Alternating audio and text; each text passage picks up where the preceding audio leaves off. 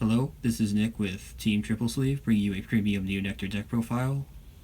This list has been used. I've been using this list for the past month or so at a few shop challenges here in California, and as some people will likely tell you, it is a very consistent helmet deck, and I have to agree. But at the same time, it's a very good deck with a few decision trees here and there. But aside from that, it's a very just kind of punch as hard as possible, as early as possible deck. And it's going to very much be the most played deck in Premium post-restriction list. And this list is pre-restriction list, but I plan on changing it afterwards, and I'll explain that as we get to those specific cards. So first we play Kira, the on-ride draw card, because we play Mirka and we need the soul to make a token.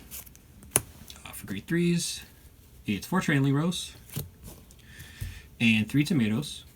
I rarely use Tomatoes effects because you're going to be striding when you ride on top of it 90% of the time. Sometimes when you ride 3 before your opponent, you'll use it, but it's not a super important card. It's just there for the force gift. Trailing Rows, of course, your best card. Makes tokens on ride. If you go first or ride 3 before your opponent does, you can buff those tokens and maybe go into a Sea Breeze to potentially win that turn. Sometimes it happens. And it's a good combo piece with Katrina once you have a few in the deck with Gladiolus. Very, very straightforward, very good cards. Bushiroad has recently confirmed that Arboros will be working with tokens, so in the very, well, not, and I guess in the near future, we're going to see a lot of like new token effects to potentially buff the clan in Premium. For grade 2s, the best grade 2, which is Sylvia, one line of text, just make a token. There's not much to say. It's very simple. You ride a turn 2, make a 15k column, and just punch. 3 Irmisol, second best grade 2 in the deck, lets you rush hard or rewards you for committing early. Makes more power, gives you advantage. Lets you push in for extra hard damage on turn 2, potentially 2 to 3 depending on triggers. Kaivant, pretty good kill card on Katrina turns because it can get really massive. Decently respectable size on turn 2, turn 3, because it can just get 10 to 15, and it lets you grade 2 game your opponent better than your opponent. And then 2 Gladiolus. Gladiolus it's basically a card that lets you win games you shouldn't be winning. It lets you come back from massive damage deficits if you get high rolled by Ezel, but I don't know how often that'll happen now. It's effectively a once per game effect, which is why it's only a 2 of. It doesn't do anything early. I don't want to draw the card. It's okay. Like, I don't like the card, but it's a good card. Grade 1s. In my opinion, the best grade 1, which is Rebecca. It's a 4 of because I kind of want to keep one in deck for Katrina plays. You call it off Katrina to buff a token that you make off another card, and then you float it to your hands to have a 10k shield. Pre-restriction list, it's very good against Ichikishima because she blocks perfect guards, and having extra 10k shields in your hand is very important in that matchup. It won't be nearly as relevant because the card is just outright banned, so I might cut her down to 2 or 3.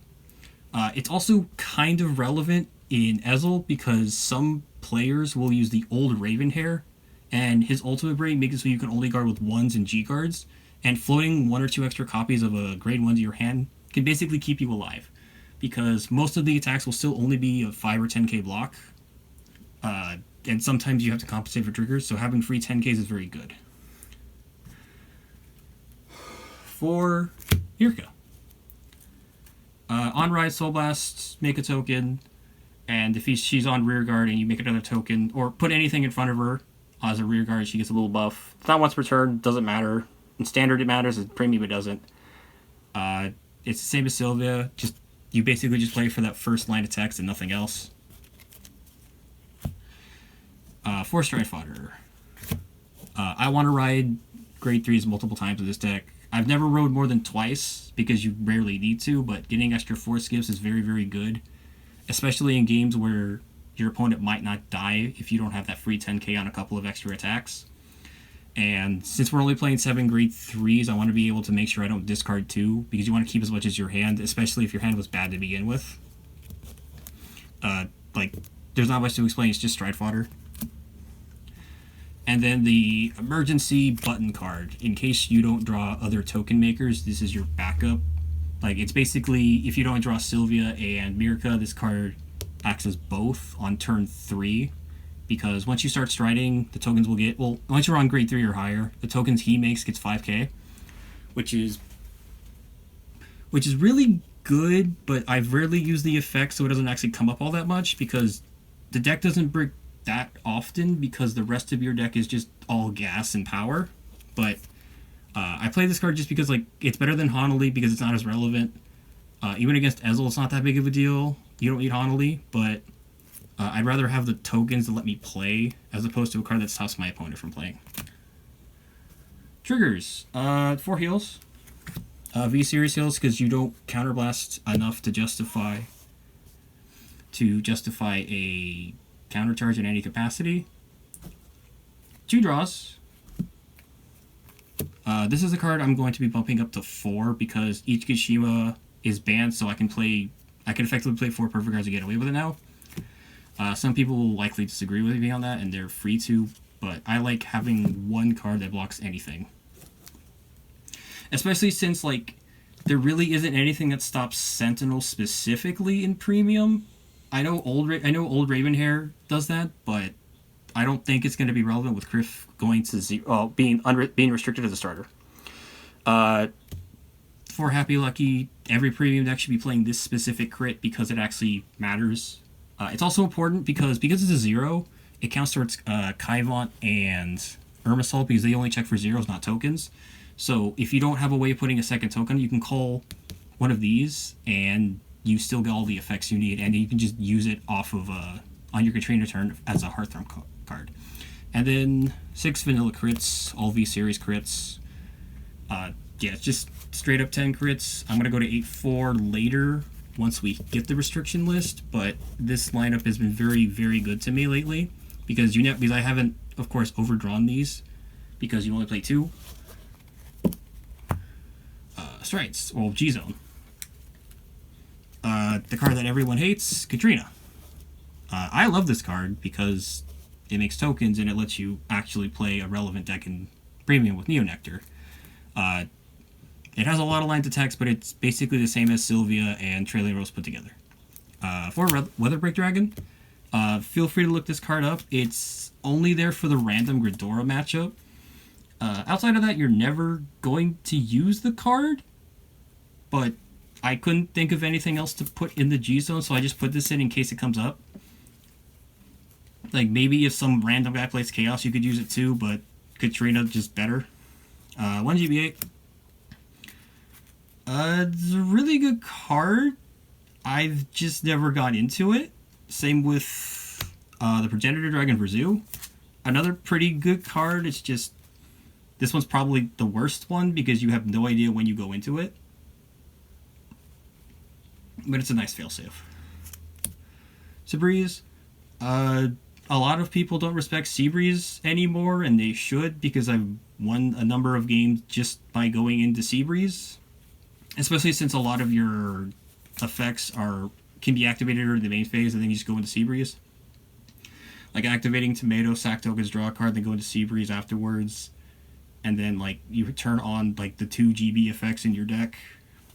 Like, it's Seabreeze. Like, it's always been relevant since the card came out. I feel it's going to stay relevant for a lot longer. G-Guards. 1 Rainbow Cycle. Just put back pieces that you need. Because if you run out of certain things, your Katrina turns are pretty bad. 2 Antero. Best G-Guard in the deck, and it's the sole reason why Soul is a very important resource to manage, because you always need to keep one of these open. Especially since Luard is going to be a bit more relevant. Having like one of this just to block effectively any rear guard on a Morfessa turn goes a long way because you only need the 1 card. 1 Rain Breath and 1 Costa Arena, they both do the same thing. Difference is that Costa Arena will ramp your GB when you need that extra card face up for your second Katrina, so you can get a full board of tokens. And another really important thing, where is it? Is if you have 2 tokens that are not behind your Vanguard, you can use both of these G-Guards to call an Irmisol. behind your Vanguard. Activate the Herb Assault to give your Vanguard 5k, so you're an 18k base on your opponent's turn. This has almost never come up yet, but in theory it's good against decks like Victor and Luard, where having a little bit of extra power on your Vanguard can just make your life easier, especially against Victor, because like that deck already loses to 1 damage trigger. So this effectively acting as a damage trigger, and while also drawing you a card, can just it just makes Buster turns very flaccid. So there, that's the deck. It's been working like a dream. Like everything I could ever want in a premium deck is basically here in this deck, aside from like random restands, but you still get extra attacks, so it doesn't matter. This is very, very much going to be the most played deck in premium, so you should definitely respect it and playtest against it a number of times before going to an event in the near future. Feel free to check out Prismatic Defender. Shoutouts to Justin Dunbar from Triple Sleeve, and I'm out.